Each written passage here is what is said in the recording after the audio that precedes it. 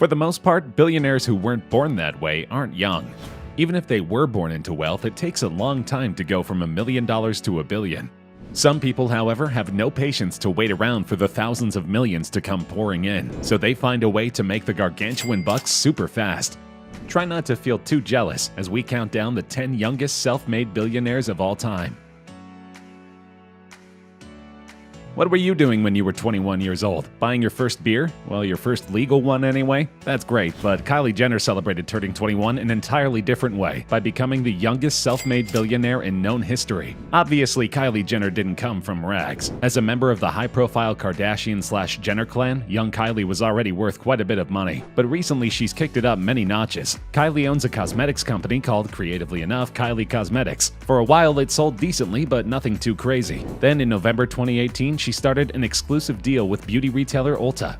Suddenly, her cosmetics were in over 1,100 stores around the country. That, combined with Kylie's social media savvy and fan-friendly personality, sent business skyrocketing. Within months, Kylie Cosmetics was valued at over $900 million.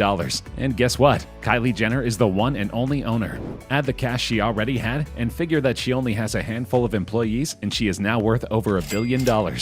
While Jenner didn't bootstrap her way to 10-figure status, she still took a small company and made it absolutely enormous, and that's a feat that simply cannot be denied.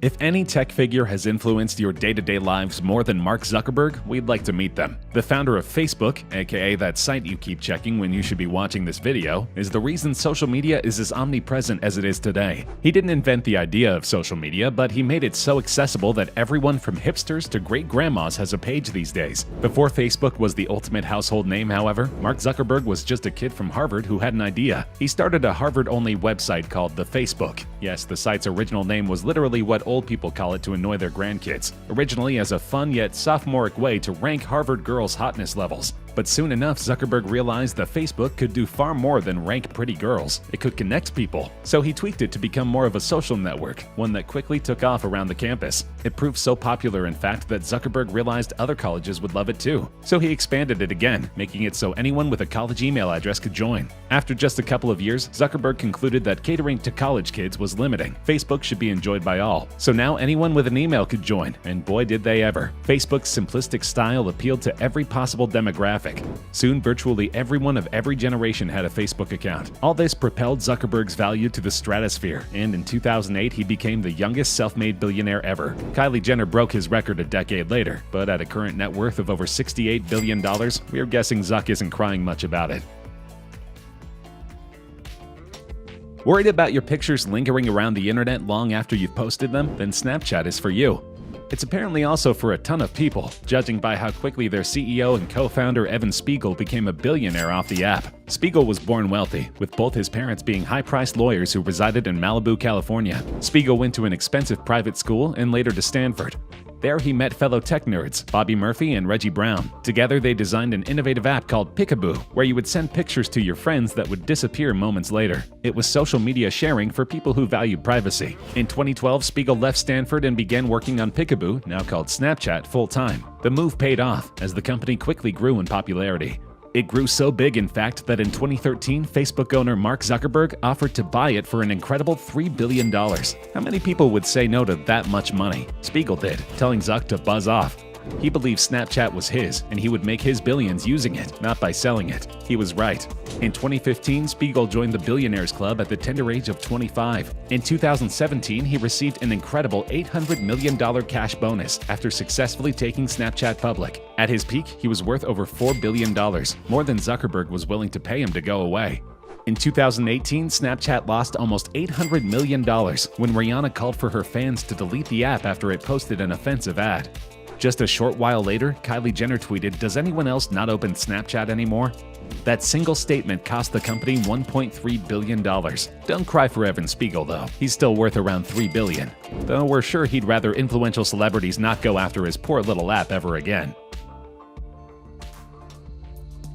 Checks are dead, nobody carries cash, and online payments are all the rage. So companies like Stripe, which lets both businesses and individuals send money over the internet, are in high demand. The brothers in charge of Stripe aren't just in high demand, they're in the money. John and his brother Patrick, whom we'll talk about later, are Irish entrepreneurs who founded a software company called Shupa in 2007. Within a year, Shupa had both merged with another company and got bought out entirely. This gave the 17-year-old Collison a decent amount of money, which he used to attend and graduate from Harvard University. After leaving Harvard in 2009, the Collisons co-founded Stripe.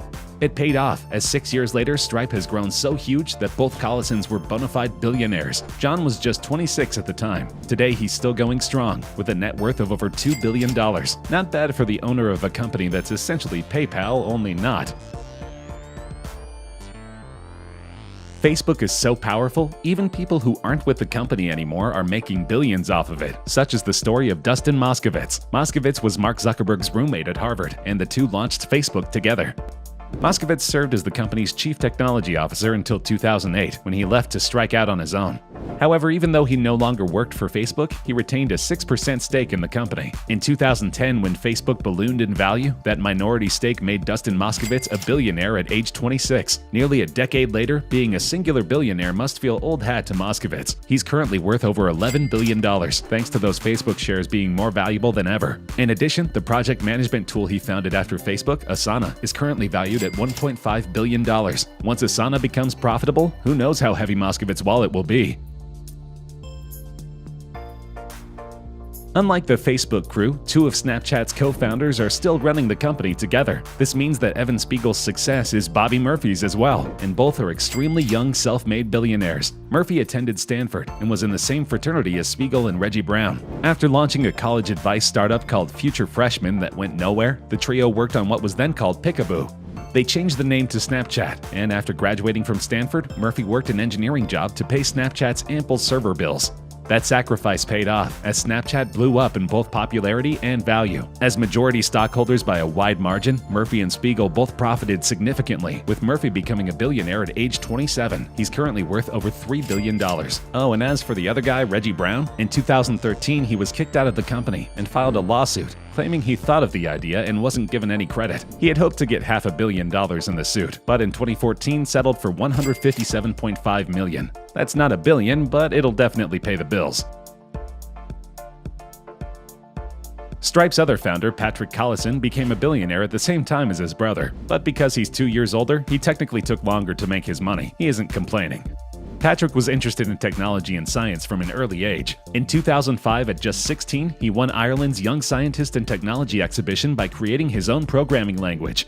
In 2010, already a millionaire thanks to merging and selling his first company, Shupa, Patrick and his brother founded Stripe. 6 years later, the company was valued at over $9 billion, and both brothers were young billionaires. Patrick alone is currently worth over $2 billion.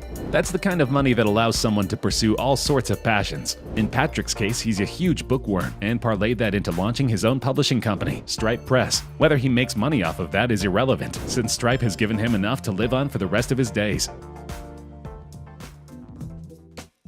If you need further proof of how huge Facebook really is, consider this. In 2010, only 8 American billionaires were under 40 years old. 3 of them founded Facebook. We've already discussed 2 of the men, and now here's the third, Eduardo Saverin. You may know the fictionalized version of his story, as told in the movie The Social Network. Here's the real version. A fellow Harvard student, Saverin helped Mark Zuckerberg launch Facebook, and until 2005 served as the company's business manager. But around that time, Zuckerberg got frustrated with Saverin's non-Facebook business interests and decided to cut him out of the company. After some crafty legal wrangling, where Zuck's new company bought out Zuck's old company and didn't transfer any of the new company's shares to Saverin, the breakup was official. But Saverin was uninterested in going away quietly. He filed a lawsuit that Facebook settled by giving him around 5% of the company's shares. In 2010, as Facebook exploded in value, those shares garnered Saverin over $1 billion. Currently, he's worth over $10 billion, both because of those shares and because in 2012 he renounced his US citizenship to live in Singapore. This move has saved him hundreds of millions of dollars in taxes. Apparently, for some people, you don't get to $10 billion without bending a few rules. Google, the search engine to end all search engines, is practically synonymous with the internet. It's ubiquitous as both a noun and a verb. If you say you Googled something, people know exactly what you mean. And it all started with one young billionaire, self-made tech guru Sergey Brin. Brin attended Stanford and met a kid named Larry Page during orientation. The two formed a bond, at least partially because both realized the world needed a better search engine. They created one, called Google, that was powered by their very own algorithm, called PageRank. This algorithm analyzed the amount and ranking of a website's backlinks to determine how high or low the site would appear in a Google search. Google took off at Stanford, and once it became available to anyone with a computer, it completely revolutionized web surfing. It became so huge that when the company went public in 2004, it was already valued at $27 billion. This made Brin, just a few days shy of 31 years old, an overnight billionaire. 15 years later, Google and Sergey Brin show absolutely no signs of stopping ever. Google is currently worth about $300 billion, and its parent company Alphabet is worth an incredible $900 billion. Since Sergey Brin owns both, he's making money like crazy. He is currently the 10th richest person on Earth, with almost $54 billion to his name. Not bad for a website that upon first glance is a white screen and a search bar and not much more. Technically, Elizabeth Holmes was a self-made billionaire. In reality, just about everything that made her rich was a giant scam. In 2003, a 19-year-old Holmes founded Theranos, a blood testing startup that claimed they could perform full blood tests using a minuscule fraction of the amount of blood other tests require. The idea attracted many backers, and by 2014, the company was valued at $9 billion. That meant the 30-year-old Holmes was worth an incredible $4.5 billion, making her the youngest female self-made billionaire at the time. However, just 2 years later, Forbes revised her net worth to a whopping zero. That's because a series of investigations revealed Theranos' revolutionary blood testing technology simply didn't exist. One by one, financial backers dropped out of funding the company. Pharmaceutical companies backed out of working with them, and Holmes found herself legally barred from owning another company for 10 years. Her problems aren't through. She's also been charged with multiple counts of criminal wire fraud, with a trial set to begin in the summer of 2020. Oh, and her lawyers are currently attempting to remove themselves from the case since she apparently hasn't paid them in over a year. It's not hard to see why Fortune magazine ranked her among the world's most disappointing leaders.